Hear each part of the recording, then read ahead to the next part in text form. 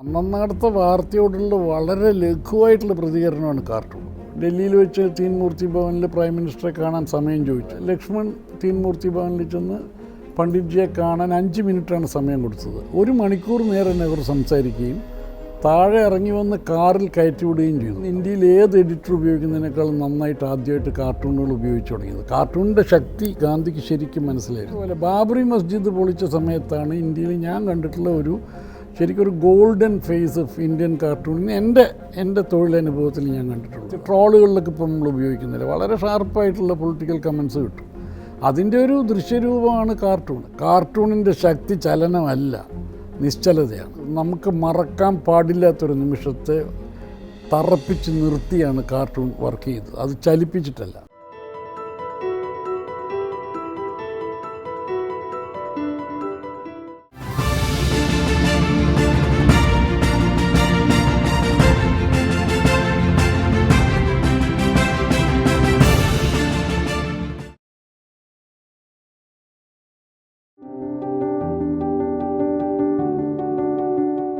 ഇപ്പോൾ കലാപകലുഷിതമായ കാലം എന്ന് നമുക്ക് അനുഭവം കൊണ്ട് പറയാമെങ്കിലും നമ്മൾ വാർത്താ കാർട്ടൂണുകൾ വരയ്ക്കുന്ന ഒരാൾക്ക് ആ കാലം ശരിക്കും റിപ്പോർട്ട് ചെയ്യപ്പെടണം.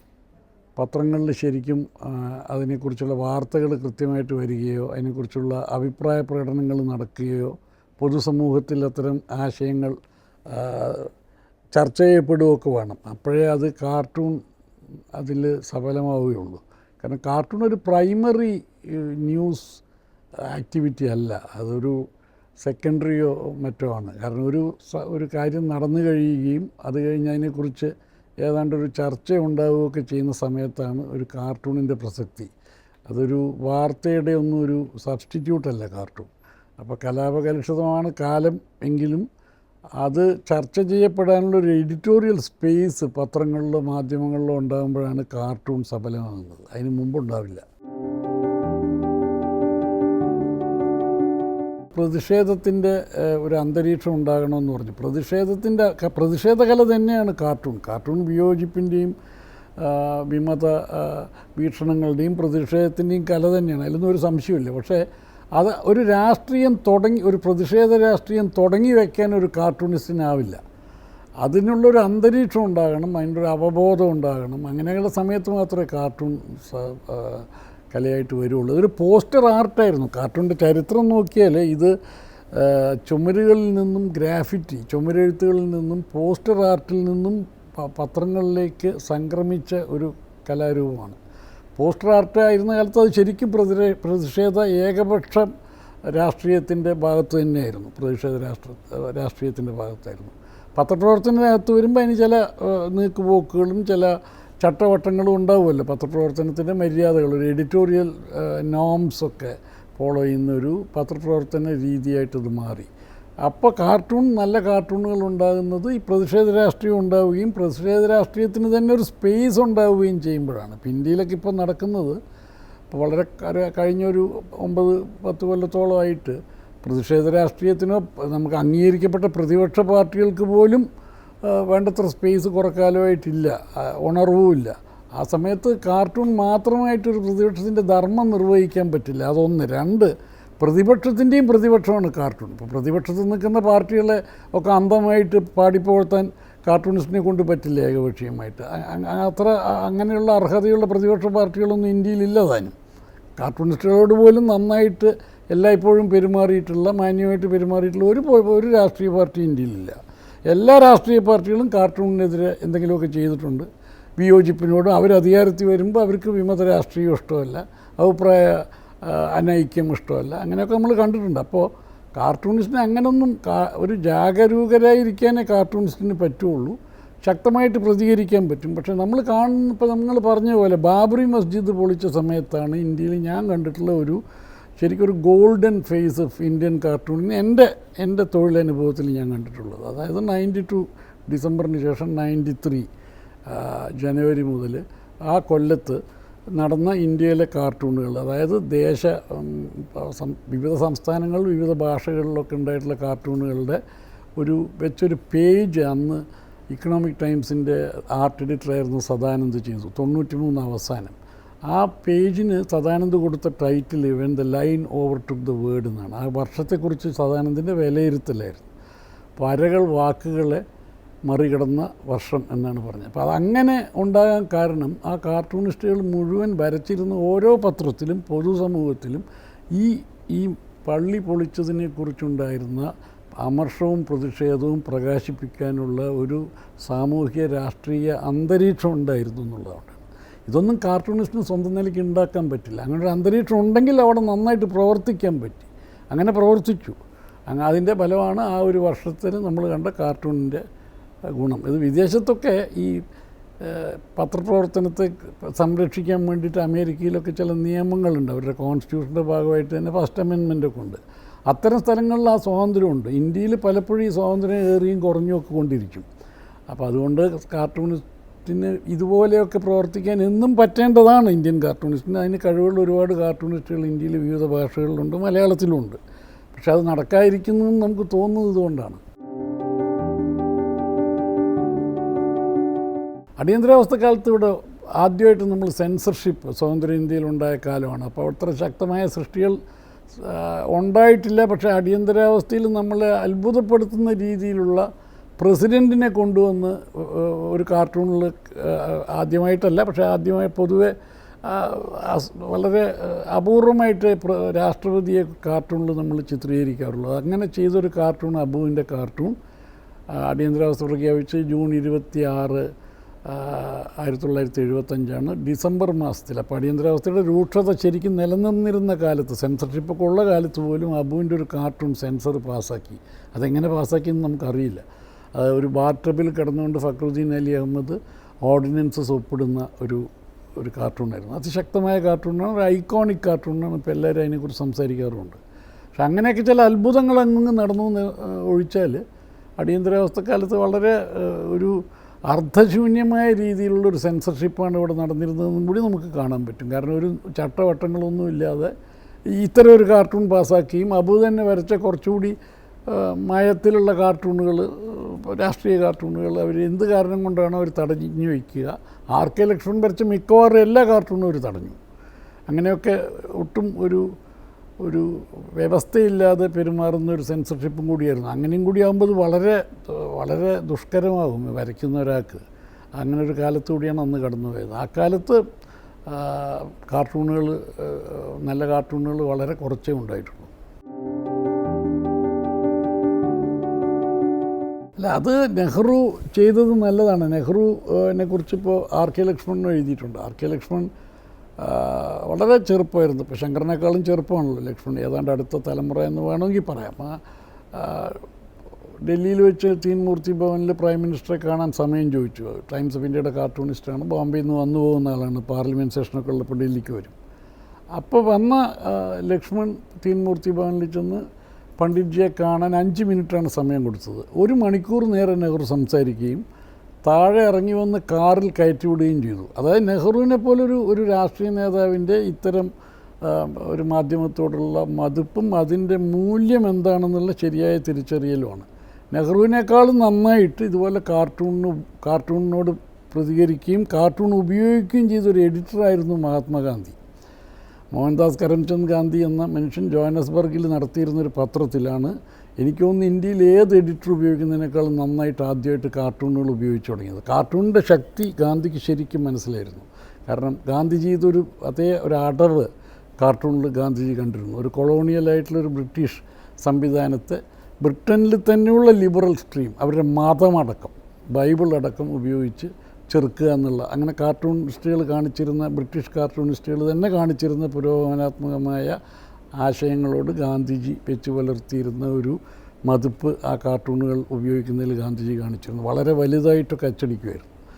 അപ്പോൾ ഗാന്ധിജി അന്ന് ആ തലമുറയിൽ, ഇന്ത്യയിൽ ആദ്യം സ്വാതന്ത്ര്യത്തിന് വേണ്ടി പോരാടിയ, സ്വാതന്ത്ര്യം നേടിയ ആ തലമുറയെ സംബന്ധിച്ചിടത്തോളം ഫ്രീ പ്രസ് എന്ന് പറയുന്നത്, പത്രസ്വാതന്ത്ര്യം എന്ന് പറയുന്നത് ഒരു അടിസ്ഥാന മൂല്യമായിരുന്നു സ്വാതന്ത്ര്യത്തിൻ്റെ തന്നെ, ഭരണഘടനയുടെയൊക്കെ.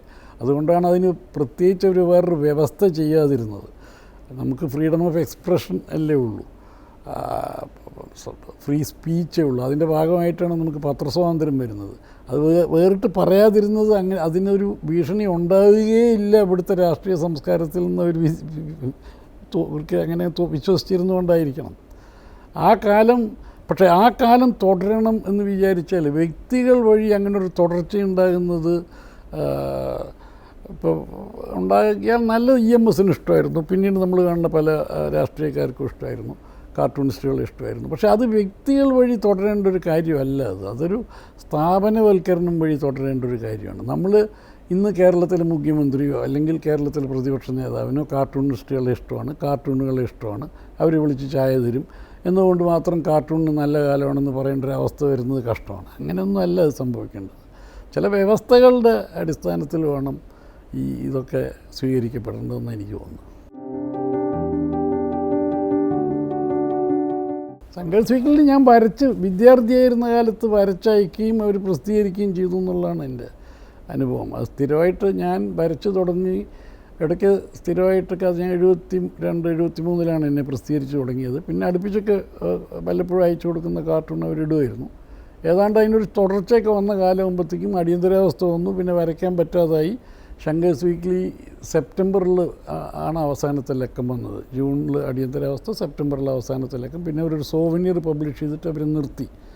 അടിയന്തരാവസ്ഥയുടെ ഏറ്റവും വലിയ ഒരു ദുരന്തമായിട്ട് ഞങ്ങളൊക്കെ കാണുന്നത് ശങ്കേഴ്സ് വീക്ക്ലി അടച്ചുപൂട്ടിയതാണ്. അങ്ങനൊരു ദേശീയ തലത്തിലൊരു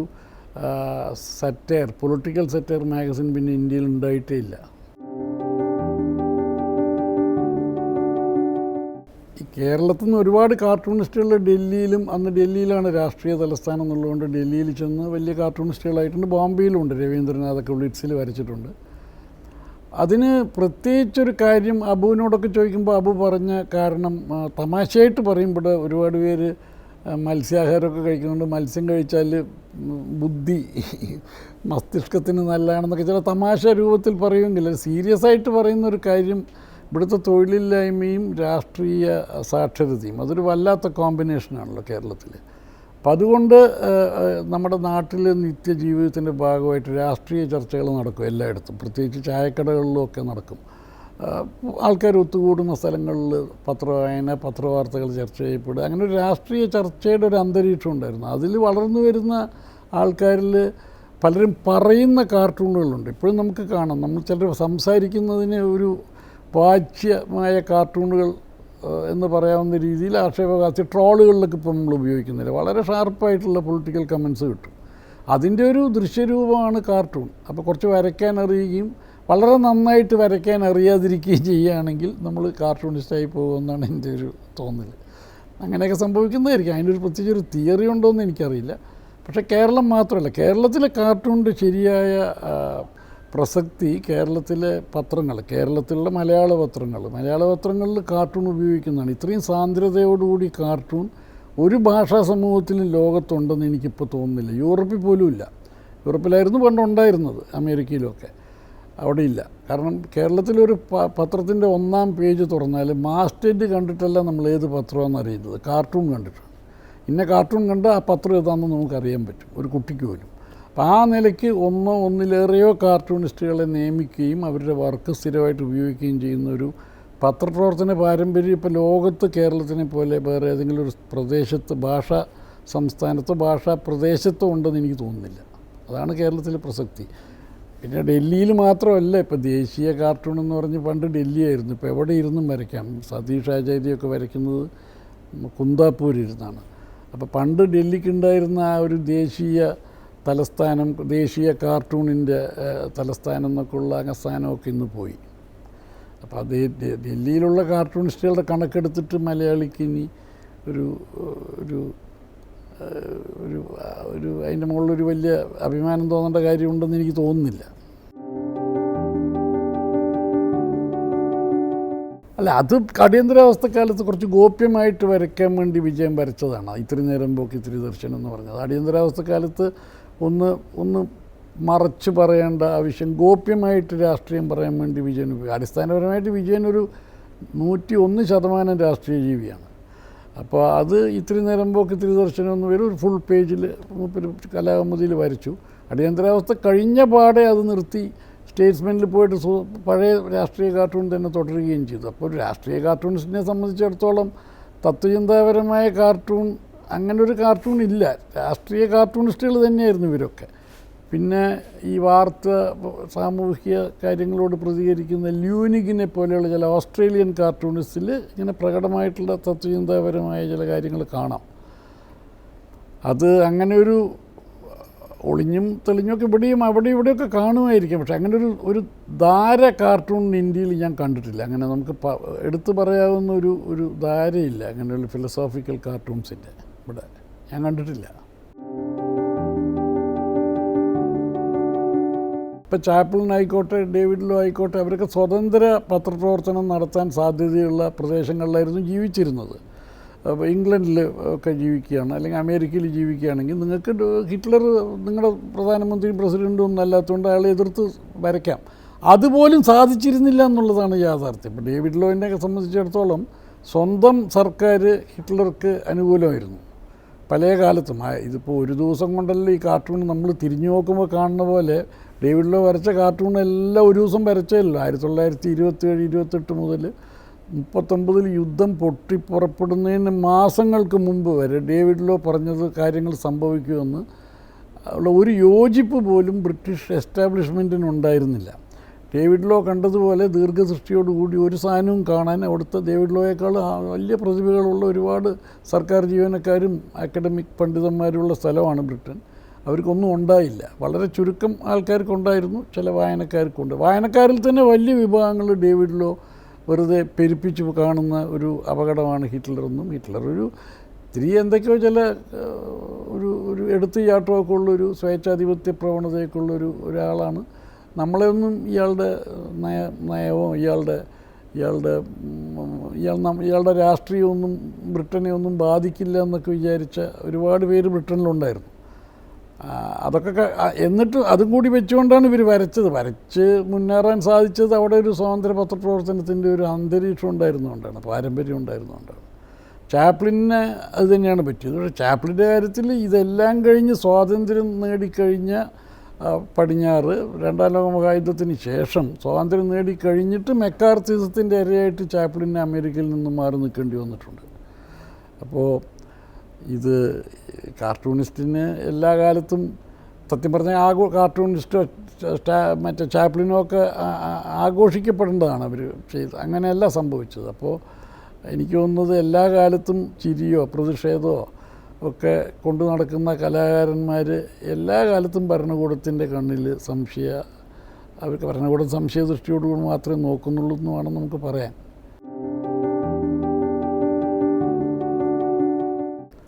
അത് ശരിയാണ്. ഇപ്പോൾ കാലാതിവർത്തിയാണോ ഒന്നും സങ്കല്പിച്ചല്ല വരയ്ക്കുന്നത്. അന്നന്നടുത്ത വാർത്തയോടുള്ള വളരെ ലഘുവായിട്ടുള്ള പ്രതികരണമാണ് കാർട്ടൂൺ. അതിനപ്പുറം ഒന്നും അന്ന് കാർട്ടൂണിസ്റ്റ് ലക്ഷ്യമിടുന്നില്ല കാർട്ടൂണിൽ. പക്ഷേ അത് സംഭവിക്കുന്ന എന്താണെന്ന് വെച്ചാൽ നമ്മുടെ രാഷ്ട്രീയത്തിൻ്റെ ഒരു പ്രത്യേക ഒരു പോക്കുണ്ടല്ലോ, അതിൻ്റെ ഒരു ഗതി, രാഷ്ട്രീയത്തിൻ്റെ ഗതി ചിലപ്പോൾ കുറേ കാലം കഴിഞ്ഞാൽ ഇതേ സാഹചര്യം വീണ്ടും ആവർത്തിക്കുകയും ഒക്കെ ചെയ്യുമ്പോൾ ഈ പഴയ കാർട്ടൂൺ പ്രസക്തമാകും. പ്രത്യേകിച്ച് അതിപ്പോൾ ഇൻ്റർനെറ്റ് വന്നതോടുകൂടിയിട്ട് ഇത് വളരെ കൃത്യമായിട്ട് നമുക്ക് മനസ്സിലാവും. ഇൻ്റർനെറ്റ് വന്നാൽ ആർക്കൈവ്സിൽ മുഴുവൻ, ഇൻ്റർനെറ്റ് തന്നെ ഒരു ആർക്കൈവാണ്, ഒരു സംഘടിതമല്ലാത്തൊരു ആർക്കൈവാണ് ഇൻ്റർനെറ്റ്. അപ്പോൾ അതിൻ്റെ അകത്ത് അവിടുന്ന് ഇവിടുന്നൊക്കെ പഴയ കാർട്ടൂണുകൾ കണ്ടെടുത്ത ആൾക്കാർ ഇന്നത്തെ സാഹചര്യത്തിന് യോജിച്ച രീതിയിൽ അവർ ട്വീറ്റ് ചെയ്യുകയോ ഫേസ്ബുക്കിലിടുകയോ ചെയ്യുന്നത് നമ്മൾ കാണാറുണ്ട്. ഇപ്പോൾ 60 കൊല്ലം മുമ്പ് ലക്ഷ്മൺ വരച്ച ഒരു കാർട്ടൂൺ ഇപ്പോൾ സാഹചര്യമായിട്ട് ഒത്തിണങ്ങിയതുപോലെ തോന്നും. പോലീസുകാരുടെ പെരുമാറ്റത്തിനെ കുറിച്ച് വരച്ച കാർട്ടൂണായിരിക്കാം, ഒരിക്കലും വർക്ക് ചെയ്യാത്ത ടെലിഫോണിനെ കുറിച്ചായിരിക്കാം, പ്രളയത്തെക്കുറിച്ചായിരിക്കാം, പ്രളയ ബാധിതർക്ക് കൊടുക്കുന്ന ആശ്വാസത്തെക്കുറിച്ചായിരിക്കാം, അങ്ങനെ പല കാര്യങ്ങളെക്കുറിച്ചും നമ്മൾ തെരഞ്ഞെടുപ്പ് രാഷ്ട്രീയത്തെക്കുറിച്ചായിരിക്കാം, കക്ഷിമാറ്റത്തെക്കുറിച്ച്, അങ്ങനെ സ്ഥിരമായിട്ട് ആവർത്തിച്ച് നമ്മുടെ രാഷ്ട്രീയത്തിൽ വരുന്ന പല സാഹചര്യങ്ങളോടും സാമ്യമുള്ള പഴയ കാർട്ടൂണുകൾ നമുക്കിപ്പോൾ വീണ്ടെടുത്ത് പ്രസിദ്ധീകരിക്കാനുള്ളൊരു അവസരം കിട്ടുന്നുണ്ട്. അതൊരു രസകരമായൊരു സാധ്യതയാണ്. പിന്നെ യുദ്ധകാല കാർട്ടൂണുകൾ, യുദ്ധങ്ങളിപ്പോൾ ഒരു യുദ്ധകാല കാർട്ടൂൺ, കാരണം ആ കാർട്ടൂണിസ്റ്റിൻ്റെ ജോലി പോയ ഒരു സാഹചര്യത്തിലാണ് നമ്മളിവിടെ ഇരിക്കുന്നത്. ഇത്തരം സംഭവങ്ങൾ മുമ്പ് ഉണ്ടായിട്ടുമുണ്ട്. അപ്പം അങ്ങനെ പല ഈ ചരിത്രത്തിൽ ഈ പബ്ലിക് മെമ്മറി ഷോർട്ട് എന്ന് നമ്മൾ പറഞ്ഞിട്ട് പഠിച്ചിട്ടുണ്ടല്ലോ, അത് ഇപ്പം ശരിയല്ല ഇൻ്റർനെറ്റ് വന്നതിന് ശേഷം എന്നാണ് എൻ്റെ വിശ്വാസം.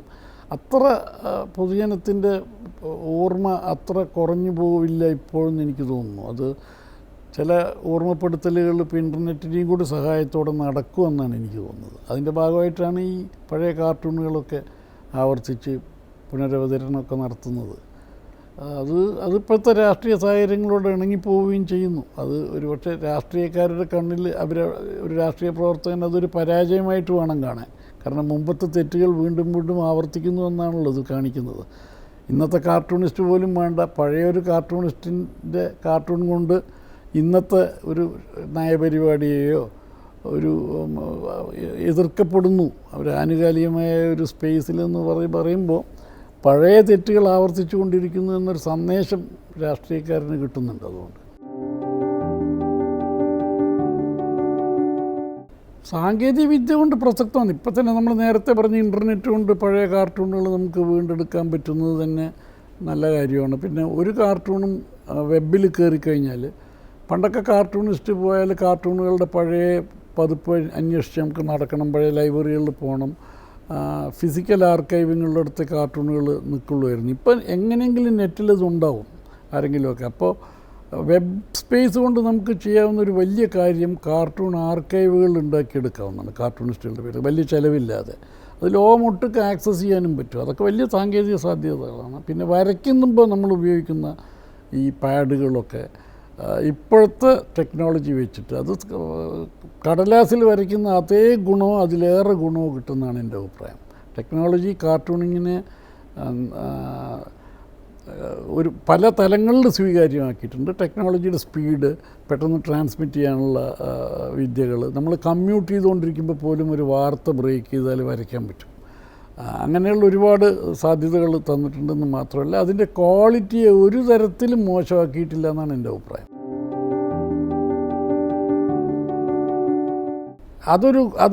അതൊരു പ്രോബ്ലമാണ്. കാർട്ടൂണിൻ്റെ ശക്തി ചലനമല്ല, നിശ്ചലതയാണ്.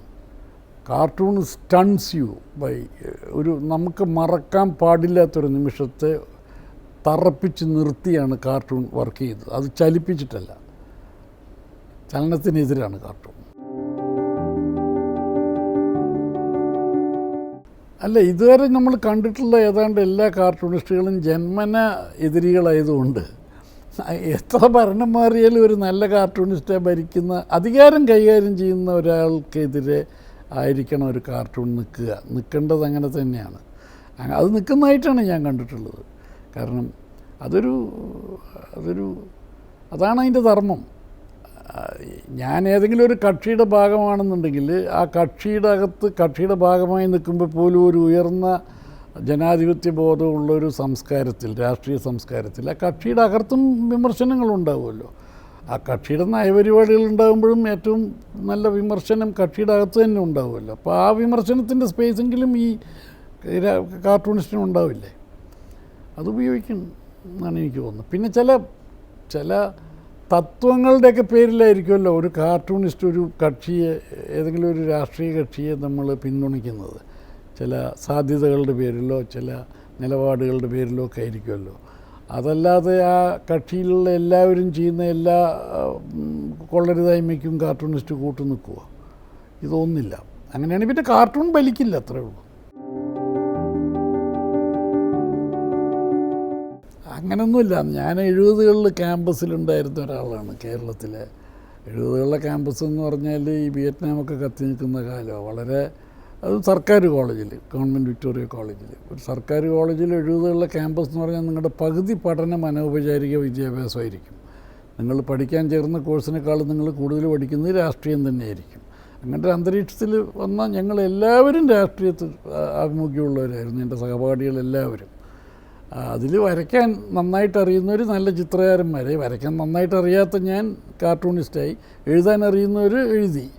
അങ്ങനെയൊക്കെ സംഭവിക്കുന്നതാണത്. അതിന് പ്രത്യേകിച്ചൊരു പദ്ധതിയൊന്നും അന്നൊക്കെ അതൊരു കരിയറായിട്ടൊന്നും കാണാൻ പറ്റില്ല. പക്ഷേ അന്ന് ശങ്കേഴ്സ് വീക്ക്ലി ഉണ്ടായിരുന്നു. ശങ്കേഴ്സ് വീക്ക്ലിക്ക് ആർക്ക് വേണമെങ്കിലും കാർട്ടൂൺ അയച്ചു കൊടുക്കാമായിരുന്നു. എന്തെങ്കിലും ഗുണമുണ്ടെങ്കിൽ അവരടിക്കും. ഒരു 2-3 തവണ തുടർച്ചയായിട്ട് കാർട്ടൂൺ പ്രസിദ്ധീകരിച്ചാൽ ശങ്കർ പറഞ്ഞിട്ട് രാമകൃഷ്ണൻ എന്ന് പറഞ്ഞാൽ ഇവിടെ ഒരു മാനേജറുണ്ട്, അദ്ദേഹം നമുക്കൊരു എഴുത്തെഴുതും. അടിസ്ഥാനപരമായിട്ട് ശ്രദ്ധിക്കേണ്ട കാര്യങ്ങൾ, ഇന്ന പേന, ഇന്ന മഷി, ഈ കാരിക്കേച്ചർ ചെയ്യുമ്പോൾ ചെയ്യേണ്ട കാര്യങ്ങളെ പറ്റിയൊക്കെ ഒരു സൂചനകളൊക്കെ തന്ന് ഒരു മാർഗ്ഗനിർദ്ദേശമൊക്കെ തന്നൊരു ഊഷ്മളമായൊരു കത്ത് ശങ്കറിൻ്റെ നിന്ന് കിട്ടും. അത്രയൊക്കെ കിട്ടിക്കഴിഞ്ഞാൽ നമുക്ക് വര തുടരാൻ തോന്നും. തുടർന്നിട്ട് വിജയിക്കുന്നില്ലെങ്കിൽ അത് ഉപേക്ഷിക്കാനും തോന്നും. ഇങ്ങനെയൊക്കെയാണ്.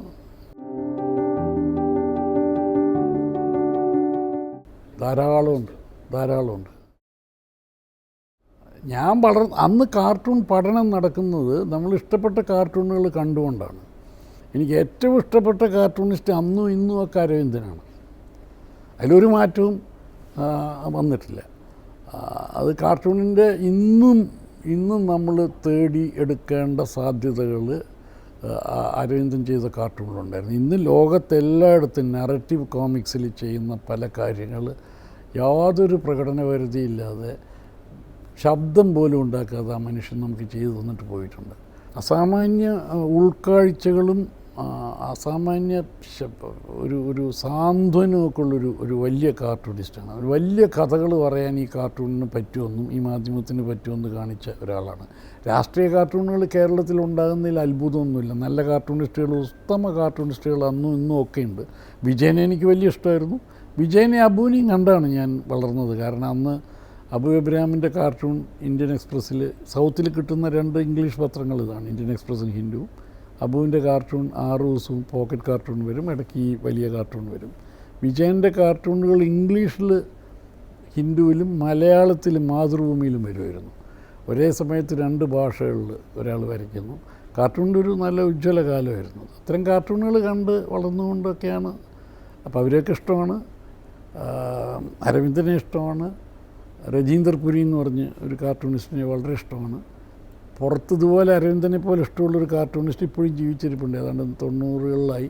ജൂലിസ് ഫൈഫർ എന്ന് പറഞ്ഞൊരു കാർട്ടൂണിസ്റ്റുണ്ട്. ഇതുപോലെ സീക്വൻഷ്യൽ കാർട്ടൂണുകളാണ് വരയ്ക്കുന്നത്. അത് ഗംഭീര കാർട്ടൂണിസ്റ്റായിരുന്നു.